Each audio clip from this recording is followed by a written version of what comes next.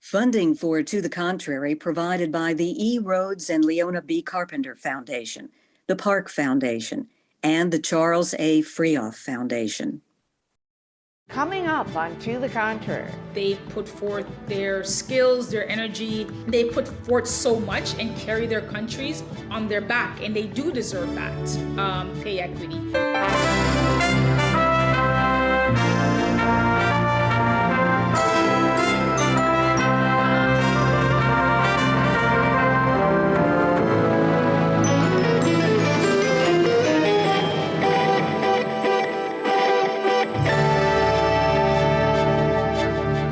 Bonnier Bay. Welcome to the Contrary, a discussion of news and social trends from diverse perspectives. This week, the FIFA Women's World Cup and equal pay. We talked to Tricia Hilton, an assistant professor at Wilfrid Laurier University, who has written various commentary pieces on the social impact of the event.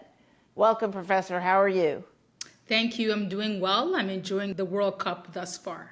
Let's get first to the equal pay agreement that the teams agreed to. What is happening with that? Is it going on?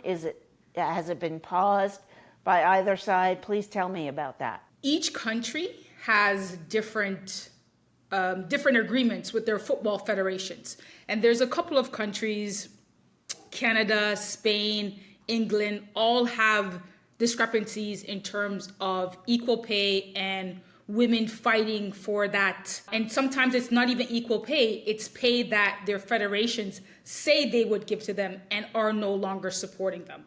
And here in Canada, in February, there was another funding dispute in the Canadian team. And it comes, 4 or 5 months right before the World Cup begins. In my article, I say women play through a lot, and that is a common statement within the sports realm in terms of you just have to play through it. And for women to have to play through the idea of not having equal pay for equal play is an ongoing issue. Now, I have seen an article that said that the women's team has the highest scoring game of all time, and generally speaking, has higher audiences than the men's game. Usually in other men's pro sports, it's all about your value, your market value to the team, which there's some subjectivity therein. But if their ratings are higher and presumably revenue to the team, to the federation is higher, mm-hmm. How could they get away with not paying the women as much? And that is common in the US team and the Canadian team, in which both of them have pretty good ratings, but also both teams have done better at their World Cup. The US is going after 3 World Cup championship in a row, and the Canadian national women's team has done significantly better than the men's team. So it's not only viewership and doing better, it goes back to a systemic issue of how women are valued in sports. And generally, it's been a 20-year battle of trying to get equity within the pay scale. So, folks will say, well, women's sports don't generate revenue. Women's sports, aren't as exciting. Women's sports, those are all patriarchal, sexist things in which how we see sports is actually through a patriarchal lens. And I'm not sure if you've seen the video of the French team in which what they did was they used AI to show men doing the moves when in fact it was actually the women. And it actually goes into our consciousness about how we see women doing the exact same move versus men. So that is an example of when people say it's not as good or it's not as it is. All of it is marketable. All of it is fantastic. It comes back to a systemic issue of pay. But let me ask you this, because it's great to know that the women's ratings are better, but of course, what sports networks or broadcast networks pay per viewer varies by show. For sure.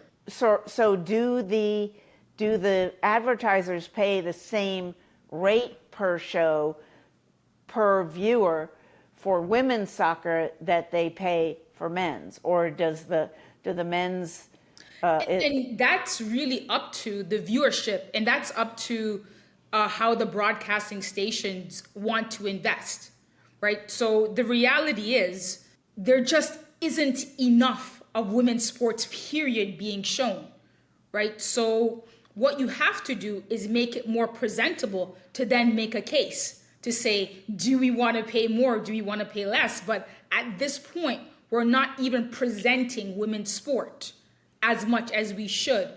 We don't get all of the WNBA games. We don't get all of the soccer games in the National League. We don't get all of those games. So it's really hard to compare when you're not putting in the same investment in women's sports. And when we do that, certainly we could have a comparison, but I also would argue that if we do that, we would need time, because all people have known is women's sport. For 30 years, all people knew was the NBA. And then the WNBA came, and that league has had to play so much catch up in terms of owning their own space and owning the fans are there, but owning their own spotlight, if you will. Well, the leagues obviously spend different amounts on promotion as well, as I understand it, like the Saudi Arabian tournament of a couple of years ago. There was a whole lot more spent on promotion of the sport and promotion of the event before it happened than has been spent in Australia this time. Yeah, and again, that goes to different countries and exactly what they're able to invest in. So a country like Zambia probably doesn't have the same funds as a country like the US. So you see that discrepancy, and you see that in the World Cup. One of the advantages that the US have in the World Cup is that the US has probably the best training grounds. So even though women in the States are fighting for pay equity, and the US team did win a 20-year battle, in comparison to other countries, they have better playing fields. So the reality is that they'll probably get better results, because they in that context of women's sports, the US probably has the best training facilities and access to coaches. So it really depends. This is a global issue. And then when you look at the global issue and take into context different countries, then you have different stories. You have the South African team leaving the field to say, I'm not playing because of poor conditions leading up to the World Cup. So it's really hard to put a blanket statement on women's sports because it's so diverse within each country. And then when you get into each country, it's even more diverse, right? So I always say soccer has to go back to grassroots, and grassroots includes women that are Black, women that are Indigenous, disabled, queer, trans. It begins with that sort of community effort, and not so much the idea of the world stage. Although we accept the world stage, but soccer began in the community. And, when we think about increasing participation, we should start there. Recently, the top salary in the men's league, U.S. men's league, was $125 million. The top salary in the women's league was just more than $500,000. That's a factor of 250 times as much that the man was making when compared with the woman. Is this true throughout all the pay levels? Is it just a... This is true throughout most sports, with the exception of tennis, in which tennis, the Grand Slam tournaments, it is pay equity throughout all 4 Grand Slam tournaments, which are Wimbledon, Australian Open, US Open, and the French Open. And why that is also because of equity. Venus Williams spearheaded that. I was going to and say, those is that because of the Williams sisters? and they were monumental in terms of getting pay equity with that. And tennis is one of the first sport to do it. And how they came about doing that was to say, well, they did have the viewership, they did have the support, but you're right in terms of, you had two superstars really taking the sport into a broader culture, if you will. Very interesting. So if this kind of ratio of 250 to 1 goes down through the levels, is the contract that was agreed to last year to equalize men's and women's soccer pay in the US, is that going to fix that? It should fix it at the World Cup. That's one piece, but it doesn't mean it's going to fix it at a professional level. Really? Okay, so this agreement is only for equal pay at the World Cup? This agreement is for equal pay at the World Cup. This is not MLS, and this is not the women's National Soccer League. Those are completely two different things, right? You have your governing body, which is your National Football Federation, and then you have pro sports. So, and we welcome the pay equity at the World Cup because women do deserve that. They put forth their skills, their energy, they put forth everything. And you see that on their faces when they're playing. They put forth so much and carry their countries on their back, and they do deserve that pay equity with the men. But that doesn't include other professional leagues, and professional leagues also vary from country to country. It may be different playing soccer / football in England versus the US in terms of the professional pay for women. Now, talking about, obviously this is a global issue because soccer is, or what we call soccer, what other countries call football, is a global sport. I remember being 20, 30 years ago, being in a hotel in Turkey or Peru and seeing at that point the men's games, the US men competing. So it's, my point is, it's watched all over the world and has been for quite some time. But what are the 5 best countries and what are the 5 worst countries, if you could make a comparison like that, for pay equity in the sport? So it's really hard to make that distinction, the 5 best and the 5 worst, because I think each country is very different. It's hard for us as Canadians to really compare ourselves against the US. You're a nation of about 350 million people. We are a nation of 35 million people. So that comparison is hard. What I invite countries to do is to look at themselves and actually say, where can we begin? Do we begin on the playground? Do we begin in kindergarten? Where do we begin and where do you want to go? What are the progress? I wrote in the article, what 2027 looks like depends on what we do today. What types of advocacy? How do we make sure the women at the World Cup are fully supported, not just in pay equity, but training grounds? How do we, give them proper transportation to the stadium?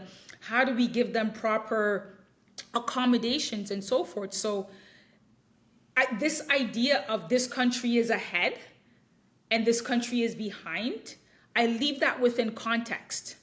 It would be hard for me to compare Zambia against the US.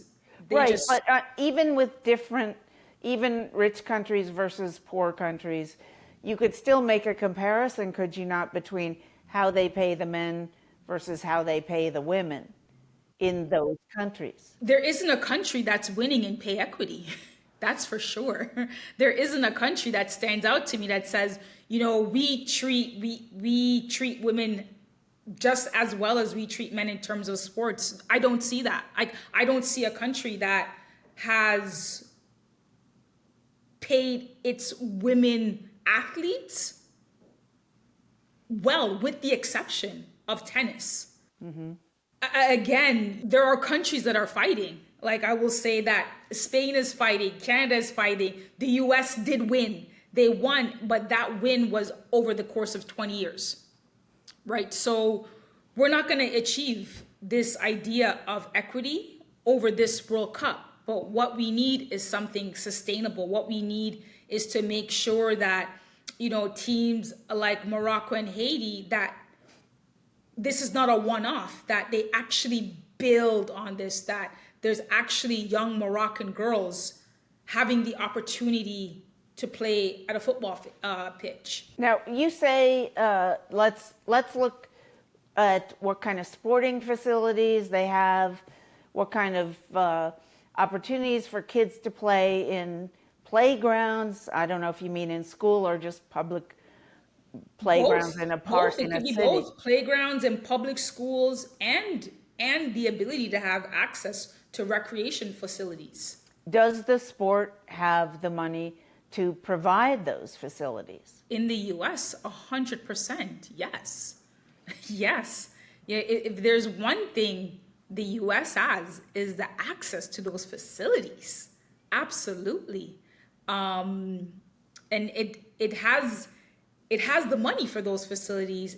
It's a matter of how to engage young girls to use those facilities and to actually do outreach programs promoting sports for grassroots organizations, introducing soccer, introducing other sports, if you will. But yes, 100%. I think the majority of the countries with more money, absolutely. This includes the US, Canada, Spain, the countries that are rich in soccer.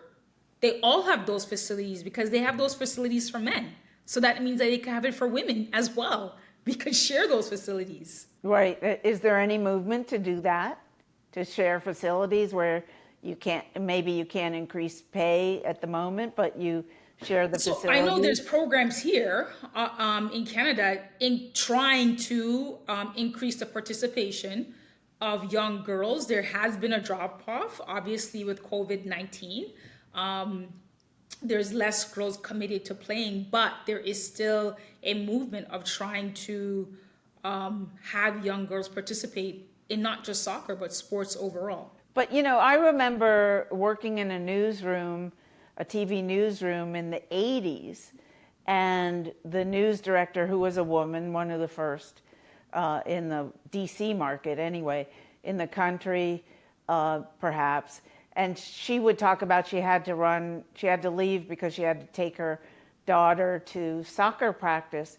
That's been going on for close to 50 years now, where schoolgirls have been exposed to and excited about soccer, even more so than the native American sport, which is baseball. What happens is we have to research what that drop off is. So why do girls stop playing sports at a certain age? There's a big drop off between high school and university/college. That's the biggest drop off, but there's also a drop off into high school. So what is happening? How come, from preschool to grade 8, how come there is that interest? And then when we reach high school, there isn't. So there's something going on, and we have to research that. And we have to research that to say, why do girls, either they quit, maybe, something happens in their life, they're disinterested, maybe they actually don't even have, there's lots of high school teams that don't have equivalent girls teams. I've gone to high school where they had a soccer team and probably didn't have the equivalent of a girls soccer team. So do they have equal opportunity as do girls have equal opportunity as they move through their careers in terms of sporting? Do you think, we've been talking about unequal facilities. For example, I presume that applies at college as well. Is that part of the factor, or Absolutely. is it, Yes. Are we training enough women soccer coaches? What do you think the problem is? What women attributes yeah, contributes to the drop-off?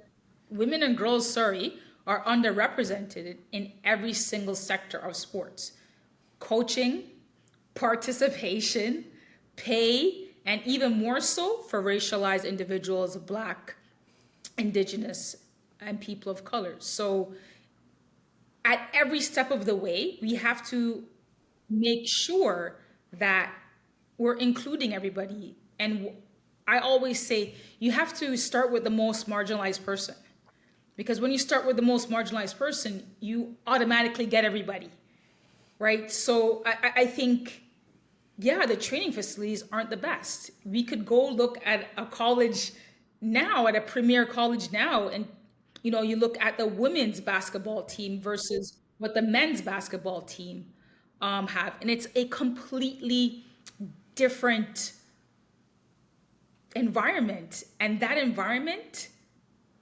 it prevents us from reaching our full potential in sports. So yes, it's everything. It's facilities, it's coaching, it's our ideas about sports it's our patriarchal ideas about sports that we have to change. And we have to challenge ourselves. We have to challenge ourselves in terms of, well, how do I make it better?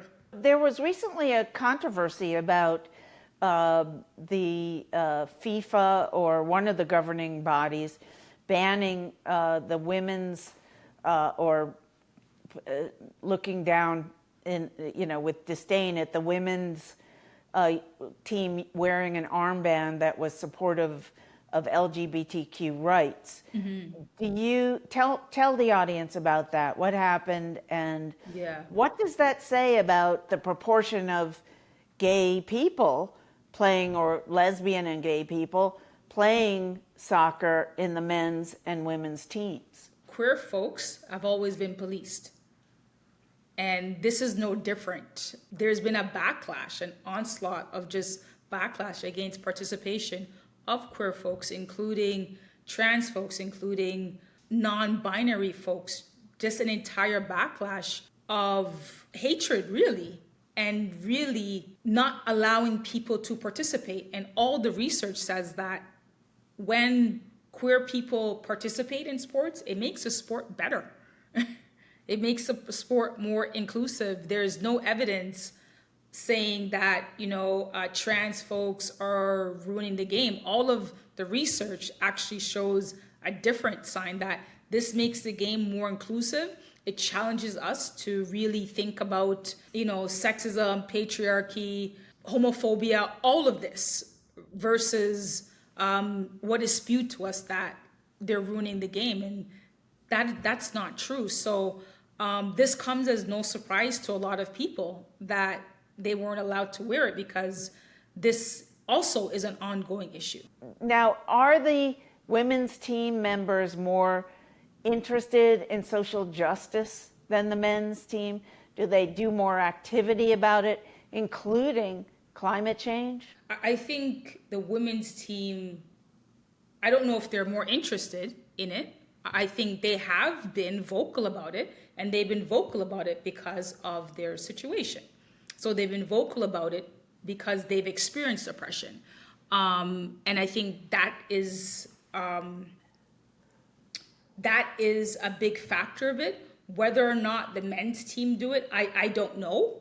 That would be something you could ask them. But I think for some women, they're more vocal, but it doesn't mean that all women need to be vocal just to be themselves. It doesn't mean that all women need to be social justice advocates because they want justice.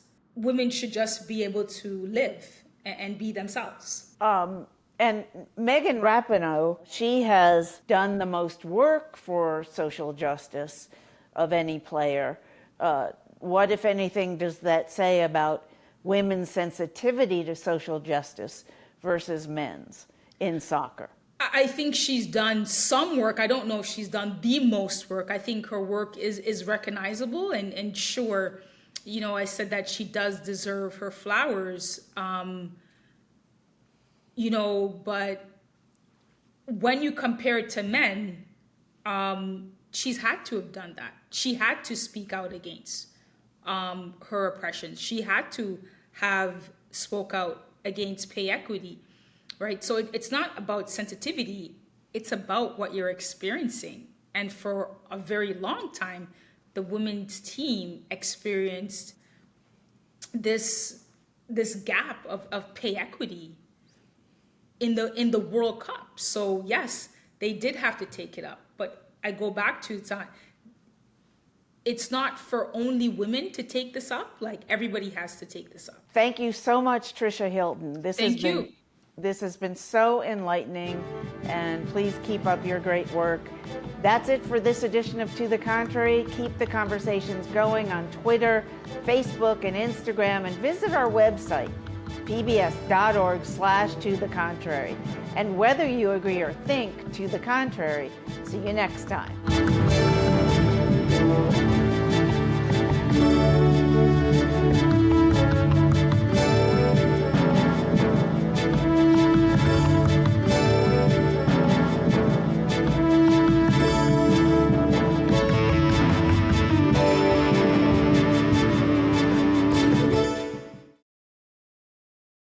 Funding for To the Contrary provided by the E. Rhodes and Leona B. Carpenter Foundation, the Park Foundation, and the Charles A. Freoff Foundation.